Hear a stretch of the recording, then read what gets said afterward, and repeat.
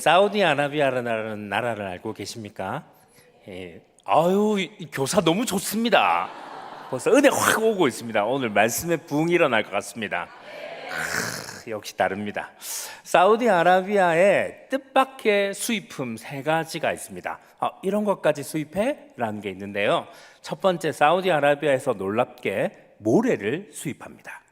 왜냐하면 사우디아라비아에 있는 모래는 너무 약한 모래여서 건축 자재로 쓸 수가 없습니다. 그래서 모래를 수입하는데요.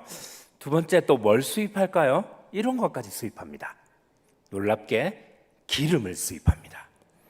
왜냐하면 사우디아라비아는 원유에서 여러 가지 기름을 추출하는 비용이 너무 많이 들어서 원유를 수출하고 여러 가지 등유나 이런 다른 기름들을, 정유유들을 수입하는 것으로 알려져 있습니다.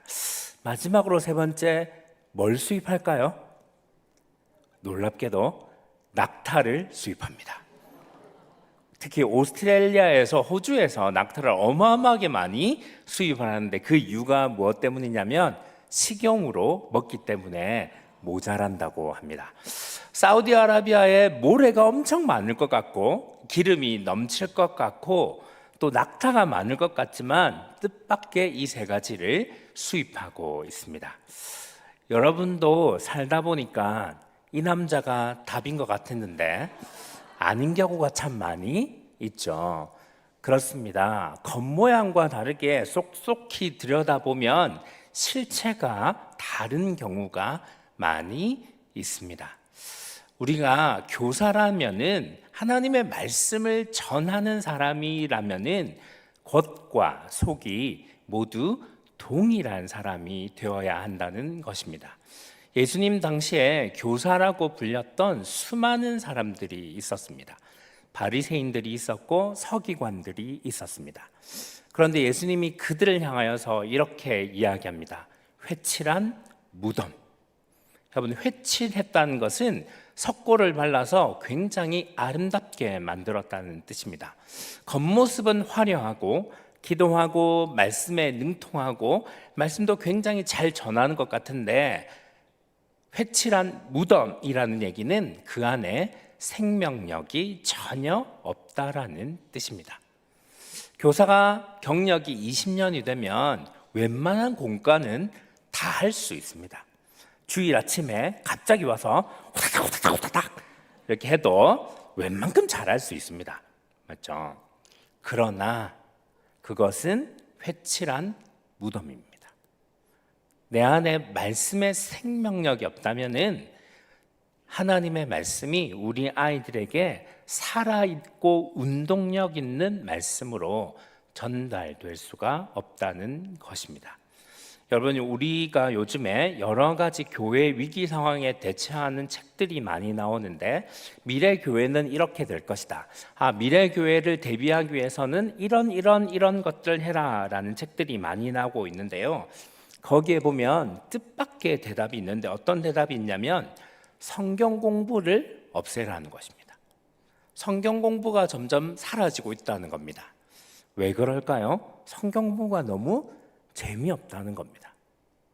그런데 놀랍게도 점점점 현대인들이 중독에 빠지고 있습니다. 여러분, 중독에 빠진다는 것은 무엇을 의미할까요? 의존력이 강해지고 있다는 것입니다. 자기 스스로 든든히 서기보다는 약물에 또 누군가에게 어떤 무엇인가에게 의존하는 마음이 강하게 현대인들 마음속에 자리 잡고 있습니다. 현대인들은 기성 종교를 싫어하는 듯 하지만은 실상 마음속에는 영적 갈급함과 배고픔으로 말씀에 매달려 있다는 것을, 말씀을 찾고 있다는 것을 알 수가 있습니다. 성경 공부를 없애야 한다고 이야기하지만 정작 사람들에게, 특히 우리 아이들에게 생명력 있는 하나님의 말씀이 너무너무 필요하다는 것입니다. 그러면 성경 공부를 없애라는 이 말을 다르게 하면 어떻게 이야기할 수 있을까요? 우리의 성경 공부, 우리 아이들에게 가르치는 공과 공부에 말씀이 사라지고 있다는 뜻입니다.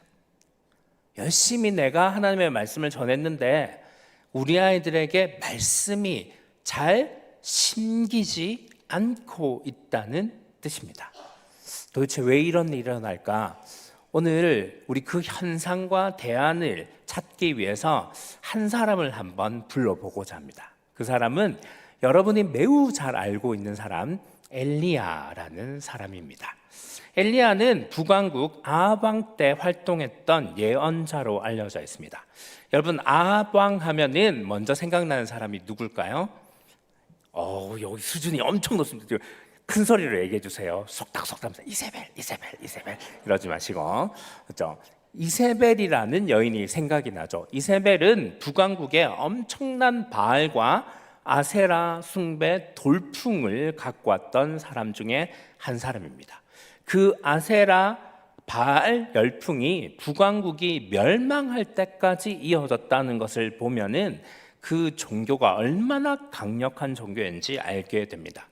그런데 놀랍게도요, 이 아합 왕조는 자기 아버지 오므리 그리고 마지막 여로보암 왕 때까지 북왕국에서 가장 강력한 왕국 중에 하나였습니다. 경제적으로 어마어마하게 부흥을 이끌고 주변 나라들과 외교 정책을 굉장히 잘 형성을 해서 엄청난 부국 강병을 일으켰던 왕이 이 아합 왕입니다. 심지어 열왕기하 3장에 보면 주변 국가였던 모압으로부터 조공을 받기까지 했다는 기록이 있습니다.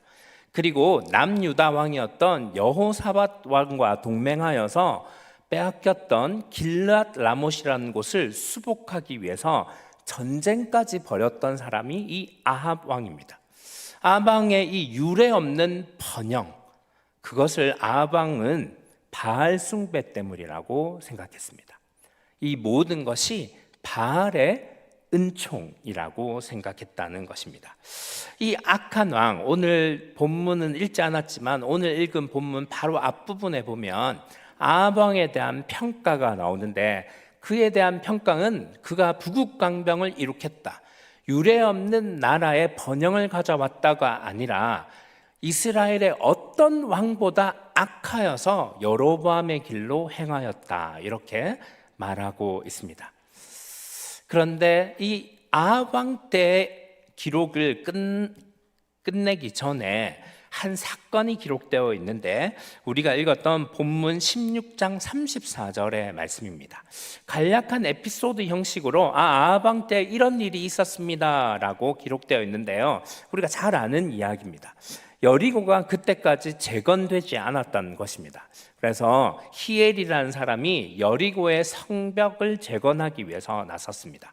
그런데 우리가 오늘 읽은 것처럼 문을 세울 때, 또 마지막에 문을 세울 때 첫째와 막내가 죽게 되는 일이 일어나게 됩니다.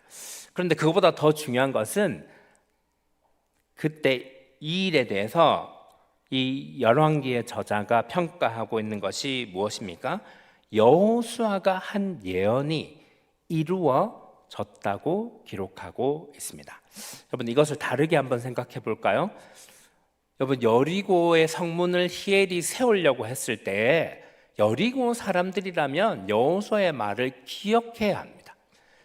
여리고가 성벽이 무너진 것이 얼마나 대단한 일입니까?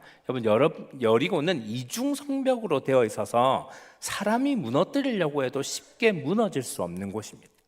그런데 그런 성벽이 한순간에 무너진 이야기, 여리고 도시에서 대대로 회자되었지 않겠습니까? 그러나 히엘이 성문을 세울 때 아무도 그 예언을 기억하지 못했습니다. 그런데 히엘이 성문을 세울 때, 첫 번째 성문 기초석을 세울 때 첫째 아들이 죽게 됩니다. 그럼 그 아들이 죽을 때 여호수아의 말이 이루어지고 있구나, 누군가는 생각해야 되지 않겠습니까? 그리고 마지막으로 성문을 달 때 막내 아들이 죽게 됩니다. 그러면 그때도 누군가는 이 여호수아가 했던 하나님의 말씀을 떠올려야 하는 것이 아니겠습니까? 그러나 이 놀라운 예언이 눈앞에서 이루어지고 있는데도 그 누구도 하나님의 말씀을 떠올리지 못했습니다. 아방 때는 유례 없는 부국강병의 시대였고 번영의 시대였지만 동시에 아방 때는 말씀이 완전히 사라진 말씀 부재의 시대였다고 할 수가 있습니다. 오늘 우리 한국 사회, 한국 교회가 위기에 당면하고 있습니다. 여러분, 이것이 비단 경제 위기 때문일까요? 여러 가지 어려운 위기 상황 때문일까요? 저는 아니라고 생각합니다. 모든 위기의 근원에 뭐가 있을까요? 영적 위기가 있습니다. 우리 시대에 점점점 하나님의 말씀이 사라지고 있다는 것입니다. 하나님의 말씀을 누구도 들으려 하지 않고 하나님의 말씀을 가르치는 사람도 뛰어난 화술과 정보력과 여러 가지 기술을 동원하여서 하나님의 말씀을 전하는 것 같지만 그 말씀에 감동받아 변화되는 사람이 없다는 것입니다. 성경 공부는 있는데 말씀이 사라진 시대가 바로 이 시대라고 할 수가 있겠습니다. 제가 유년부 사역을 한 20년 했는데요. 아무도 안 놀리시네요.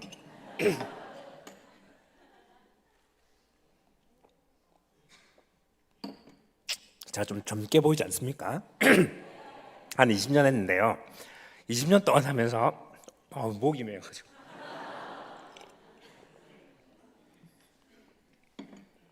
제가 너무 감동적이어가지고 신영교회가 아까 너무 감동에 물밀듯이 와가지고 이런 일이 있었습니다. 아침에 교사회 하는데 선생님이 막 우시는 거예요. 왜 우시냐고 물어봤더니 아이가 우리 유년부 애였거든요. 유년부 애였는데 죄송합니다. 유년부 아이였는데 그 아이가 집에 가더니 갑자기 막 울더래요. 그러니까 엄마가 막 뭐라 한 거예요. 너 왜 말을 안 듣냐? 너 왜 엄마가 시키는 거 안 했냐? 엄마가 시키는 거 해야지 하니까 애가 갑자기 울면서 엄마 손을 잡더니 엄마 빨리 교회 가자! 이렇게 얘기하는 거예요. 왜 그러냐면 그 선생님이 교회에서 제일 착한 선생님이었거든요. 뭐든지 다 들어주고 뭐든지 오케이 해주고 막 예배당에 들어누워도 선생님이 막 잘했다고 막 사랑한다고 안아주는데 집에만 오면 우리 엄마인 거예요. 교회만 있으면 좋은 선생님, 집에만 오면 우리 엄마인 거예요. 그러니까 애가 갑자기 엄마 손을 탁 잡더니 엄마 빨리 교회 가자 이렇게 이야기했다는 것입니다.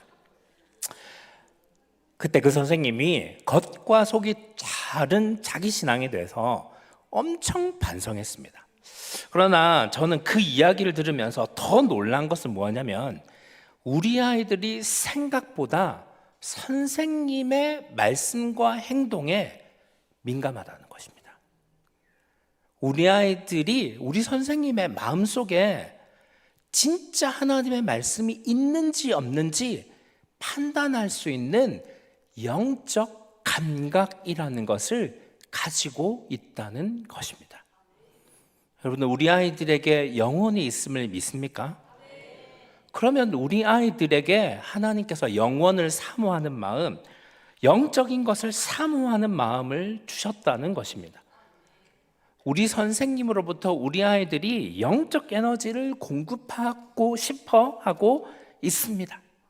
그런데 우리 아이들이 어떤 선생님이 나에게 생명의 말씀을 주는지 정확하게 알고 있다는 것입니다. 이 선생님은 입으로 나한테 성경 말씀을 전하는 사람이다. 이 선생님은 진짜 마음을 가지고 하나님의 말씀을 나에게 전하는 사람이다. 아이들은 정확하게 판단합니다. 여러분, 제가 전도사 시절에 기숙사에 같이 있었는데 제 친구 전도사님이 기숙사에 오더니 엄청 자랑을 하는 거예요. 이 스승의 주일이 돼가지고 이만큼 보따리를 들고 와가지고 제가 그때 10명 있는 개척교회에 있었거든요. 저는 아무것도 안 가는데 이따만 선물을 가져오면서 큰 교회는 다르지 이러면서 그 신영교회는 좀 다를 것 같습니다. 그러니까 엄청 자랑을 하는 거예요. 그런데 막 그리고 한 주가 지났어요. 근데 성경책을 막 뒤지다가 우연히 거기서 편지 하나를 이 전도사님이 발견했습니다. 그 편지를 보니까 한 명의 학생이 자기에게 편지를 보낸 거예요. 그리고 거기에는 5천 원짜리 문화상품권이 들어 있었습니다. 순간 당황한 제 친구 전도사님이 황급히 편지를 열어봤는데 내용은 이랬습니다. 전도사님 안녕하세요. 매주 보는데 편지를 쓰려고 하니까 쓸 게 없어요. 오늘 선생님이 부모님께 편지를 쓰라고 했는데 쓸 사람이 없어서 전도사님께 써요. 전도사님 성경 말씀을 가르쳐줘서 너무 고맙습니다. 문화상품권은 지난 어린이날 때 받은 건데 전도사님께 주고 싶어요. 그리고 추신으로 이렇게 달아놨습니다. 전도사님, 저는 전도사님을 보면 기분이 참 좋아요.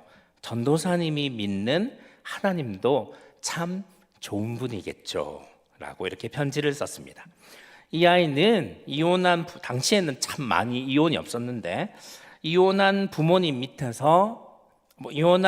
때문에 할머니 밑에서 살고 있었어요. 근데 할머니가 너무 가난해서 할머니가 박스를 주워서 정부 보조금을 받고 밥을 먹을 때라고는 겨우 학교 급식을 가야지 먹을 수 있는 그런 아이였습니다. 그런 아이에게 5천 원짜리 문화상품권은 다른 아이들의 게임머니와는 수준이 다른 돈이었습니다. 그런데 그 아이는 모든 사람들이 스승의 날 때 선물하는 것을 보고 자기도 전도사님께 뭔가를 드리고 싶었던 것입니다. 그런데 너무 부끄러워서 편지를 써서 몰래 전도사님의 성경책에다가 숨겨 놓았던 것입니다. 이 선물을 받고 전도사님이 한없이 울었습니다. 이 아이가 너무 불쌍해서 울었고 무엇보다도 이 아이의 말 때문에 울었습니다. 전도사님을 보면 기분이 좋아요. 전도사님이 믿는 하나님도 좋은 분이겠죠. 자기 때문에 하나님이 좋은 분으로 느껴진다는 그 말을 듣고 선물을 받으며 탐욕을 부렸던 자신이 너무 부끄러워서 제 친구 전도사님이 한없이 울었습니다. 무엇보다도 성경 말씀을 가르쳐줘서 고맙다고 쓴 그 말에 너무 부끄러워서 울었습니다. 여러분, 우리 아이들은 영적 감각이 있습니다. 누가 하나님의 말씀을 진짜 가르치는지, 누가 나에게 생명의 말씀을 전하는지 우리 아이들이 온몸으로 느끼고 있습니다. 20년의 실력은 아무나 따라잡을 수 없습니다. 여러분, 공과가 3년 주기로 돌아오잖아요. 저도 3년 주기로 설교를 합니다. 20년 동안 했으면 제가 얼마나 잘하겠습니까? 제가 설교 준비 하나도 안 해도 할 수 있습니다. 그러나 저는 설교를 정보 전달이라고 생각하지 않습니다. 하나님의 말씀을 전하는 것입니다. 여러분, 공과 공부에 단 1초도 소홀해서는 안 됩니다. 여러분이 어떤 말을 뱉는지에 따라서 우리 아이들의 마음속에 어떤 하나님의 말씀이 심겨지느냐에 따라서 그 아이의 평생의 비전이 달라질 수 있다는 것입니다. 그런데 이 말씀의 위기의 시대에 뜻밖의 부름을 받은 사람이 누구냐면 엘리야라는 사람입니다. 엘리야는 열왕기상 17장 1절에서 처음으로 등장합니다. 보통 이렇게 예언자들이 처음에 등장할 때는요, 소개 문구가 많이 등장합니다. 아버지는 누구고, 아버지는 무엇을 했으며, 어떤 가문 출신이고, 어떤 도시에 살았으며, 어디서 공부했다, 이런 이력서들이 앞에 쭉 나옵니다. 예를 들면 예레미야는 아나돗 출신입니다. 아버지는 제사장이었습니다. 본인도 제사장이었습니다. 그리고 어렸을 때부터 하나님의 말씀을 받아서 말씀의 훈련을 지속적으로 받았던 사람입니다. 예레미야를 소개할 때 이렇게 길게 소개합니다. 그런데 오늘 17장 1절에서 엘리야를 소개하는 것이 딱 한 줄입니다. 길르앗에 우거하는 자 중에 뒷셉 사람 엘리야가, 이렇게 나옵니다. 여러분, 이거는 소개가 아닙니다. 여러분, 이걸 소개 문구로 쓰면 쪽팔리는 일입니다. 여러분, 디셉이라는 곳이 어딘지 아십니까?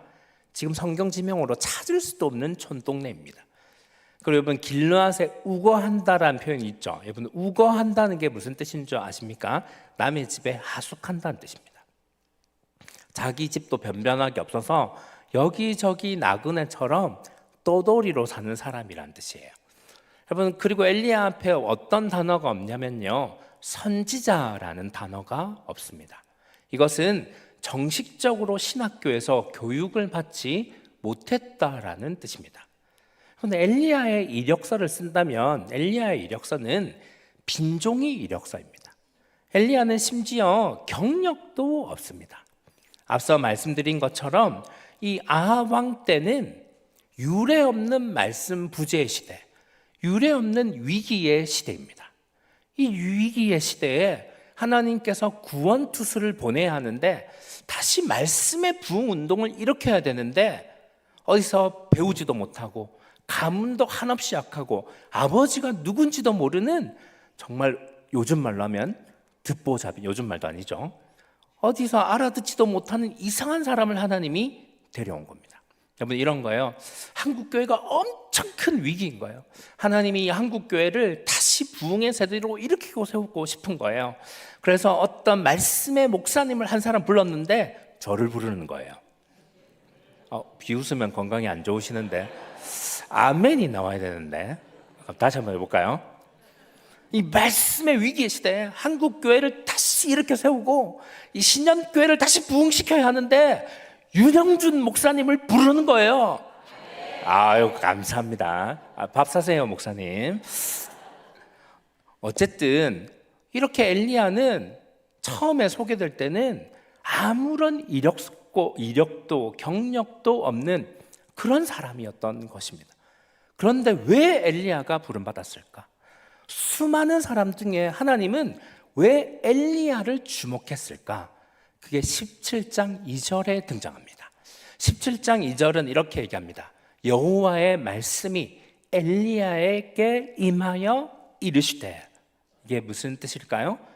이때에 하나님의 말씀에 반응하는 사람이 유일하게 엘리야 딱 한 명뿐이었다는 이야기입니다.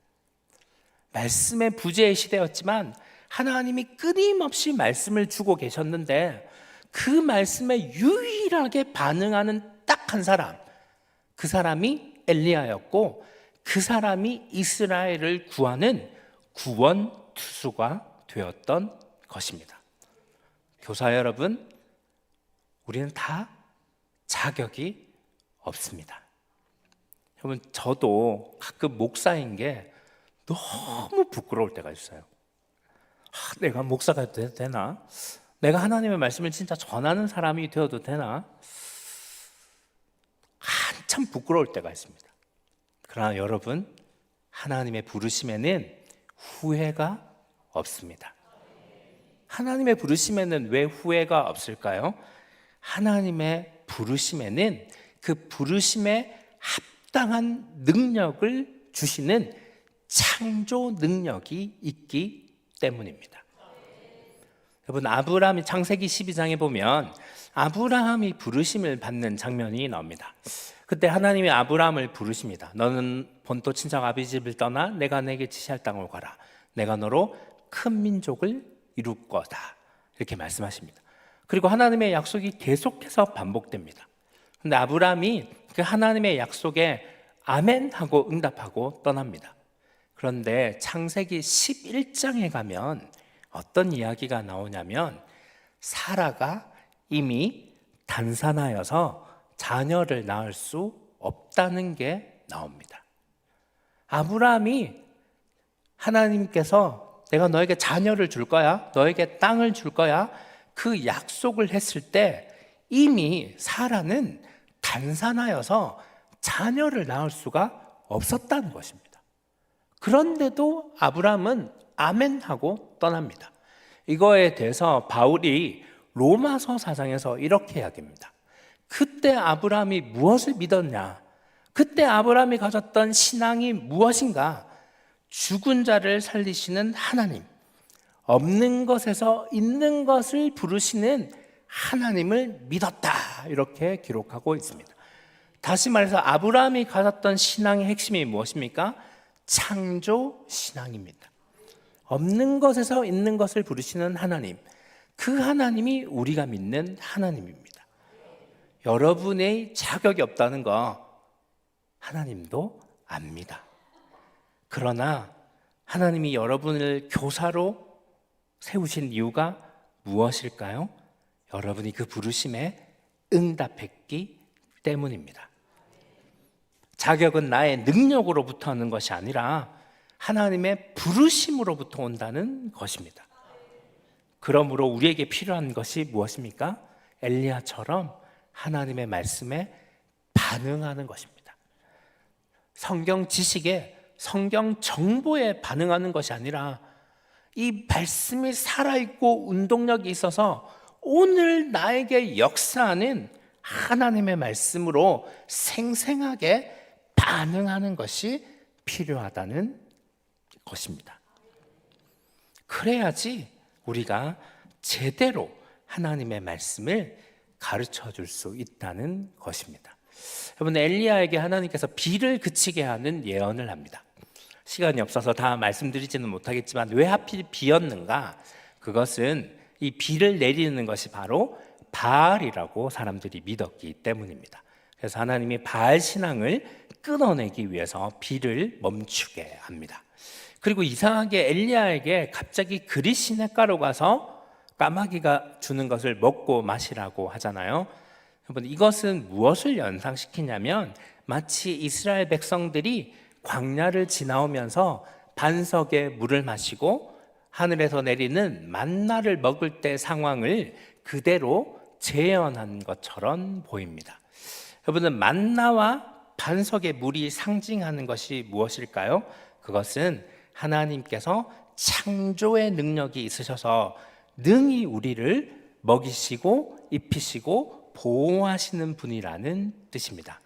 하나님은 엘리야에게 삶으로 말씀을 보여주라고 이야기하셨습니다.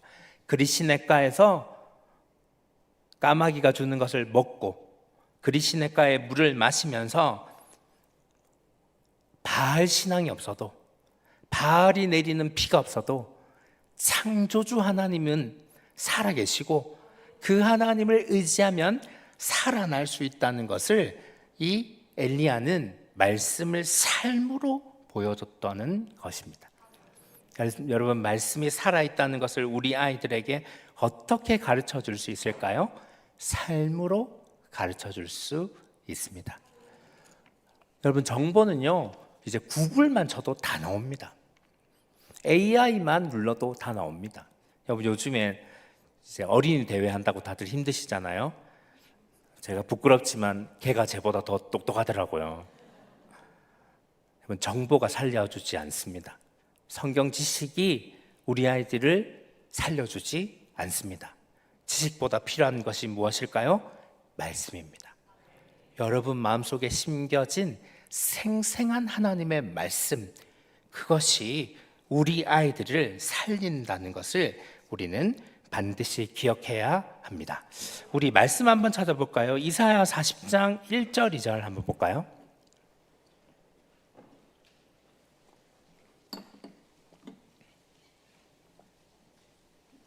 이사야 40장 1절과 2절.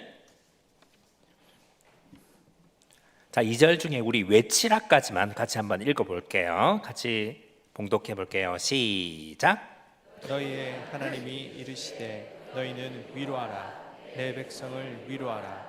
너희는 예루살렘의 마음에 닿도록 말하며 그것에게 외치라. 한번 볼까요? 여러분, 1절에 이렇게 이야기합니다. 너희의 하나님이 이르시되 너희는 위로하라, 위로하라, 내 백성을 위로하라. 이거는 뭐냐면 하나님께서 이제 이스라엘 백성을 구원하시겠다라는 기쁜 소식이었습니다.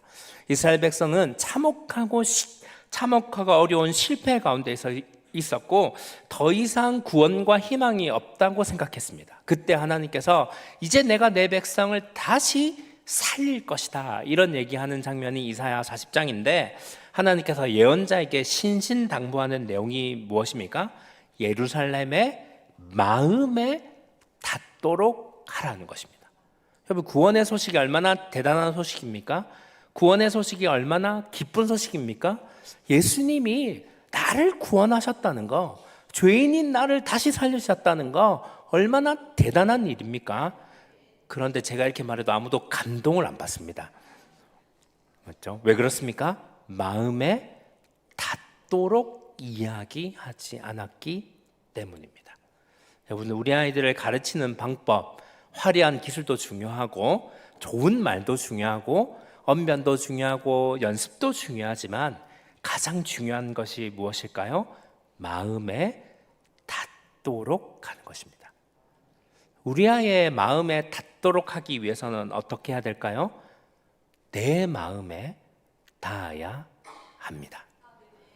내 마음에 닿지 않는 그 어떤 하나님의 말씀도, 그 어떤 성경 지식도 우리 아이들의 마음속에 심겨질 수가 없습니다.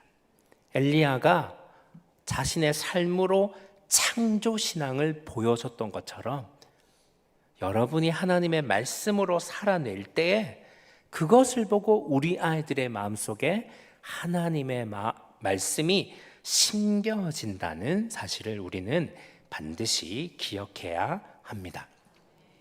어느 날이었는데요, 제가 토요일에 본가에 잘 안 가는데 본가에서 갑자기 잘 때가 있었어요.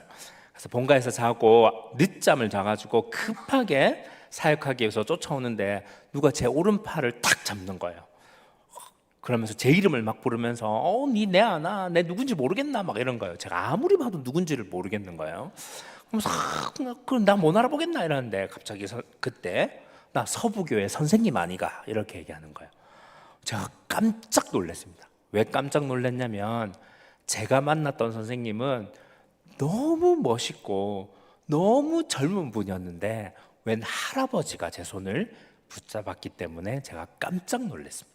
왜냐하면 20년이 지났기 때문이에요. 제가 진짜 놀란 거는 그분이 20년째 그 구역을 똑같이 교회 학교를 담당하고 있었다는 것입니다.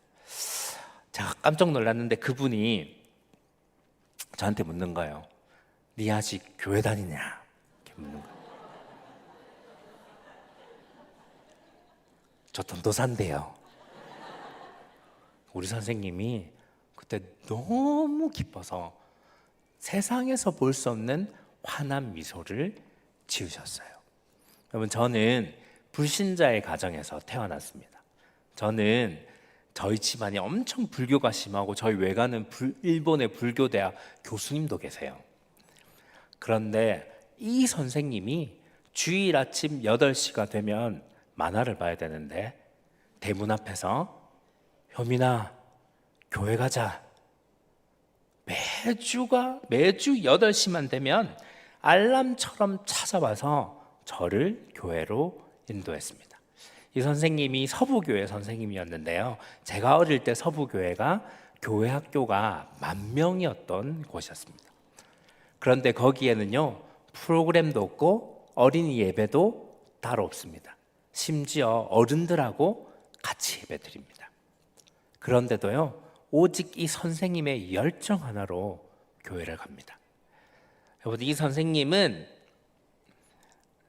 저희 집에만 오면 저희 고모랑 같이 살았는데 고모가요, 물을 뿌리기도 하고 침을 뱉기도 하고 아침 대바람부터 예수쟁이가 와서 재수가 없다고 소금을 뿌리기도 해요. 그런데도요, 끊임없이 주일 아침 8시가 되면은 효미나 교회 가자고 찾아오는 것입니다.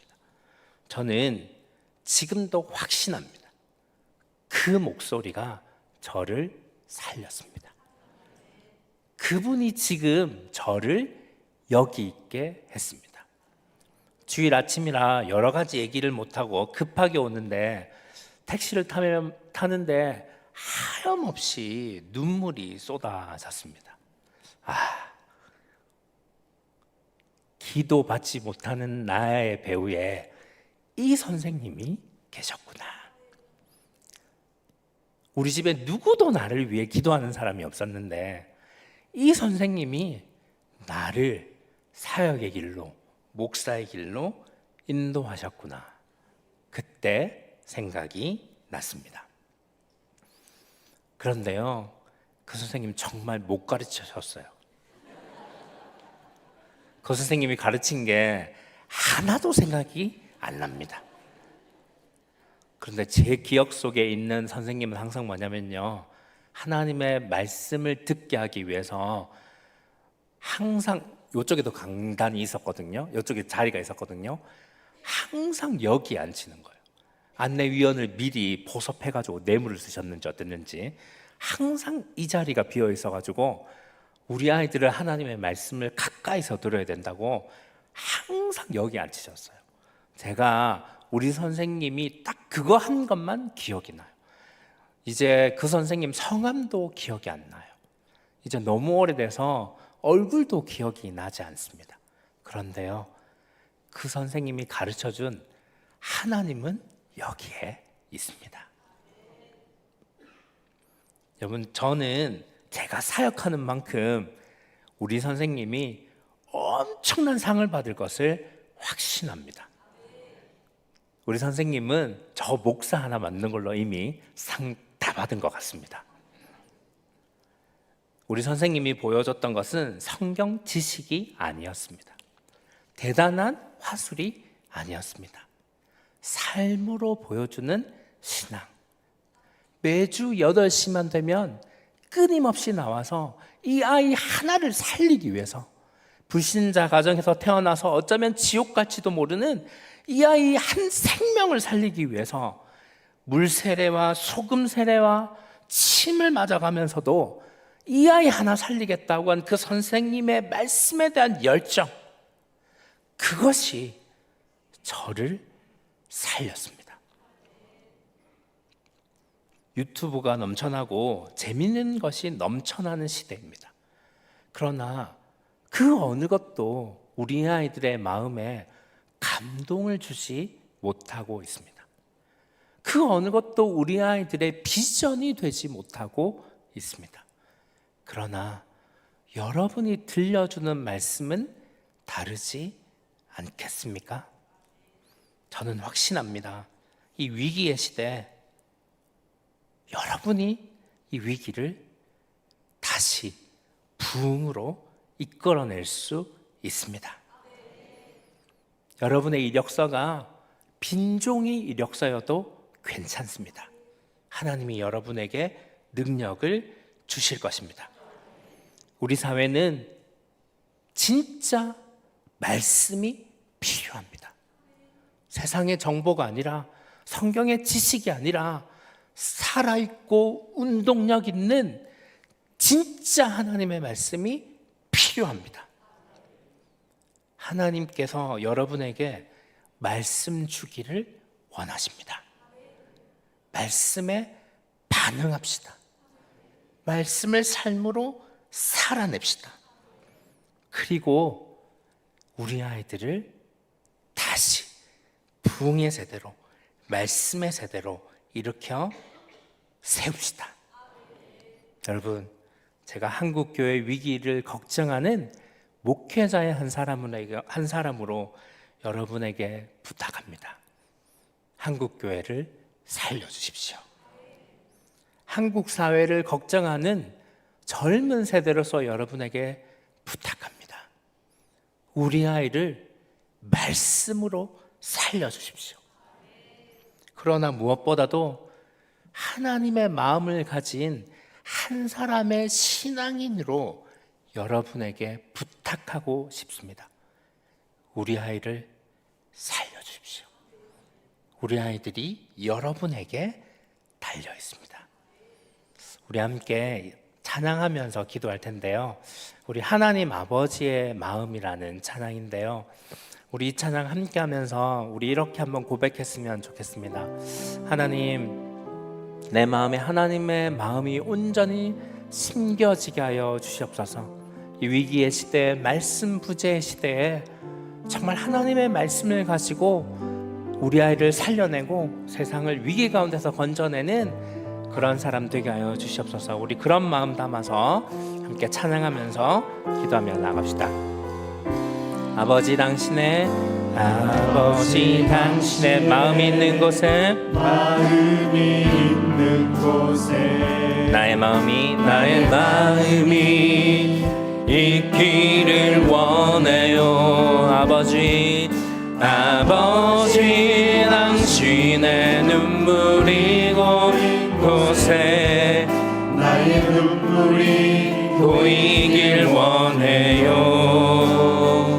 아버지 당신이 바라보는 영혼에게 나의 두 눈이 향하길 원해요.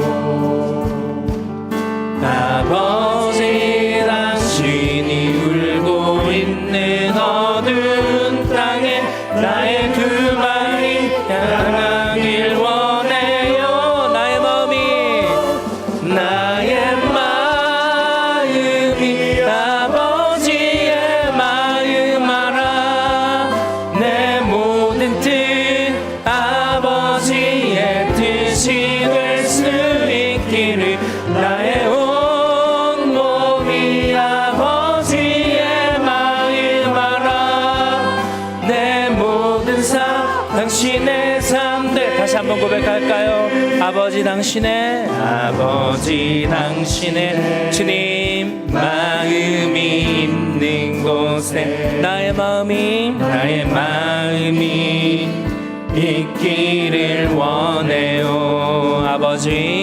아버지 당신의 눈물이 고인 곳에 나의 눈물이 고이길 원해요. 우리 마음 담아서 아버지 당신의 바라보는 영혼에게 나의 두 눈이 향하길 원해요. 아멘. 아버지 당신의 울고 있는 어두운 땅에 나의 두 발이 향하길 원해요. 우리 고백 담아 나의 마음이 아버지의 마음 알아.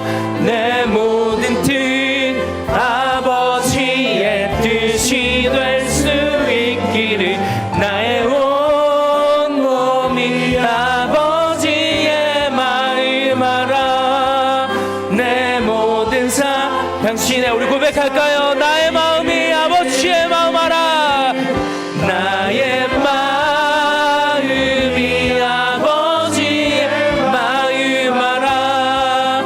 내 모든 뜻 아버지의 뜻이 될 수 있기를 나의 온 몸이 아버지의 마음 알아. 내 모든 삶 당신의 우리 마지막으로 고백합시다. 주님 나의 마음이 아버지의 마음 알아. 내 모든 뜻 아버지의 뜻이 될 수 있기를 나의 온 몸이 아버지의 마음 알아. 내 모든 삶 당신의 삶 되기를. 우리 이 밤에 이렇게 한번 간절히 기도합시다. 주님 제가 교사입니다. 그러나 주님 제가 가르칠 수 없습니다. 주님 가르치기가 너무 두렵습니다. 주님 이 시간 우리가 간절히 원하오니 제게 말씀을 주시옵소서. 말씀으로 감동받게 하여 주시옵소서. 하나님의 말씀이 제 마음속에 온전히 심겨지게 하여 주시옵소서. 하나님 우리 아이들을 살리고 싶습니다. 이 위기의 시대에 우리 아이들을 부흥의 세대로 만들고 싶습니다. 하나님 우리 아이들에게 말씀을 가르칠 수 있는 그 놀라운 감동의 능력을 이 밤에 우리에게 허락하여 주시옵소서. 하나님 여름이 시작되었습니다. 이 뜨거운 여름, 우리 아이들의 마음이 성령으로 뜨거워지게 하여 주시옵소서. 말씀으로 변화되게 하여 주시옵소서. 말씀의 능력으로 일어서게 하여 주시옵소서. 이 여름 우리 온 신앙교회가 뜨겁게 부으로 일어서게 하여 주시옵소서. 우리 주님 한번 부르짖고 기도하며 나갑시다. 주여! 오 주님, 우리가 간절히 기도합니다. 말씀하여 주시옵소서. 말씀으로 우리를 새롭게 하여 주시옵소서. 하나님, 내가 교사입니다. 하나님, 내가 말씀 앞에 섰습니다. 그러나 부끄럽게도 하나님, 말씀에 감동이 없어서 내가 하나님의 말씀을 가르칠 수가 없습니다. 이 밤에 하나님, 우리가 다시 한번 주님께 나아가오니 주의 성령을 부어주시옵소서. 뜨겁게 주의 성령으로 역사하여 주시옵소서. 하나님, 말씀에 감동받게 하여 주시옵소서. 하나님의 말씀이 살아온 능력 있게 하여 주시옵소서. 하나님, 내 마음속에 하나님의 말씀이 온전히 심겨지게 하여 주시옵소서. 하나님의 이 말씀으로 우리 아이들 살려야겠습니다. 우리 아이들의 하나님의 말씀을 받아야겠습니다. 하나님, 우리 아이들의 마음 가운데 살아있고 능력 있는 하나님의 말씀이 온전히 심겨지게 하여 주시옵소서. 하나님, 이 밤에 우리가 간절히 기도할 때 하나님, 우리 아이들의 마음 가운데 하나님의 말씀의 은혜가 온전히 심겨지게 하여 주시옵소서. 주님, 이 뜨거운 여름 우리의 가슴이 뜨거워지게 하여 주시옵소서. 성령 충만하게 하여 주시옵소서. 하나님, 우리 신앙교회에 속한 모든 세대가 부흥의 세대가 되게 하여 주시옵소서. 하나님의 말씀으로 온전히 일어서게 하여 주시옵소서. 갑절의 영광으로 온전히 일어설 수 있도록 주님 인도하여 주시옵소서. 역사하여 주시옵소서. 이 밤에 우리가 하나님의 말씀을 온전히 받았습니다. 주님의 말씀이 우리의 삶 가운데 능력으로 온전히 나타날 수 있게 하여 주시옵소서. 주님, 능력을 다하여 주시옵소서. 우리 한 번 더 기도할 때 우리 말씀의 사역을 감당하고 있는 우리 사역자와 교사들을 위해서 한번 기도합시다. 하나님, 우리 신현교회 모든 교사들에게 엘리야의 갑절의 영감을 허락하여 주시옵소서. 말씀의 권능을 주시옵소서. 성령의 능력과 은사를 부어 주시옵소서. 하나님, 우리 교사들이 수고하고 있습니다. 하나님, 복 주시옵소서. 은혜 주시옵소서. 하나님, 우리 교사들이 누리는 형통의 복이 하나님, 우리 아이들에게 퍼져나갈 수 있게 하여 주시옵소서. 하나님, 우리 선생님들을 통하여서 우리 아이들의 영혼이 살아나고 우리 아이들에게 범사가 형통케 되는 능력의 역사가 있게 하여 주시옵소서. 우리의 말씀을 전하는 사역자와 우리 교사들을 위해서 우리 주님 한번 부르짖고 기도하며 나갑시다. 주여! 주님, 그렇습니다. 이 시간 우리 말씀을 전하는 교사들을 위해서 우리 사역자들을 위해서 간절히 기도하며 나아갑니다. 주님, 우리 신현교회 모든 교사들에게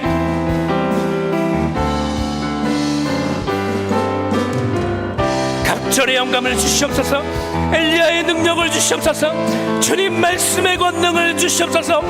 말씀이 하나님의 말씀이 우리의 마음판에 떨어질 때 아멘으로 답하며 그 말씀의 능력으로 우리 아이들을 살려낼 수 있도록 주여, 이 시간 성령을 부어주시옵소서. 주여, 성령의 은사와 능력으로 살려주시옵소서. 회복시켜주시옵소서. 다시 한번 일으켜 세워 주시옵소서. 하나님, 우리 선생님들 형통케 하여 주시옵소서. 하나님, 기도할 때 문제가 해결되게 하여 주시고 상처가 치유되게 하여 주시고 슬픔이 사라지게 하여 주셨고 주님 주신 복을 온전히 누리며 나아갈 수 있게 하여 주시옵소서. 그래야 하나님, 모든 영혼들이 우리 선생님들 통하여서 은혜의 복을 누리며 나아갈 수 있게 하여 주시옵소서.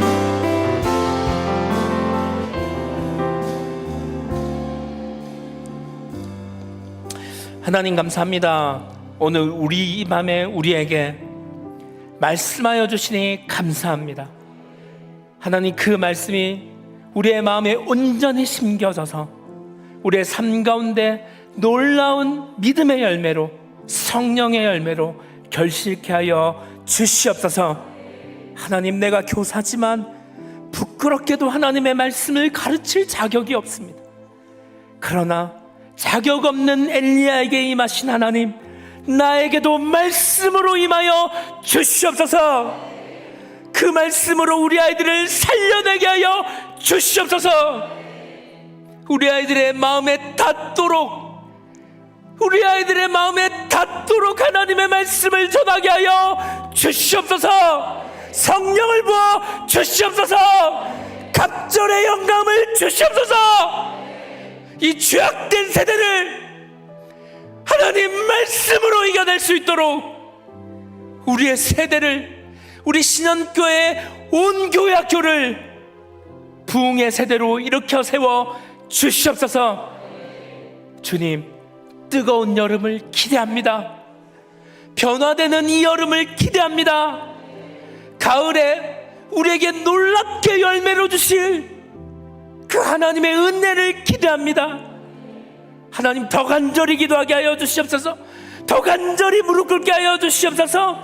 한 명의 영혼을 살리기 위해서 죽기까지 매달리는 교사 되게 하여 주시옵소서. 하나님, 우리 교사들에게 복 주시옵소서. 형통케 하여 주시옵소서. 기도할 때 문제가 해결되며 상처가 치유되고 하나님 번영의 복을 누리고 그것을 통하여서 말씀이 살아있다는 것을 우리 교사들이 삶으로 증명할 수 있게 하여 주시옵소서. 우리 교사들의 형통이 우리 아이들에게 온전히 흘러가게 하여 주시옵소서. 하나님, 간절히 기도합니다. 우리 신현교회가 이 거제 지역을 살리는 복음의 전초기지가 되게 하여 주시옵소서. 믿음의 다음 세대가 이곳에서 일어나게 하여 주시옵소서. 하나님, 나를 부르셨으니 아멘으로 응답하고 일어설 수 있게 하여 주시옵소서. 말씀 주심에 감사하며 예수님의 이름으로 기도합니다.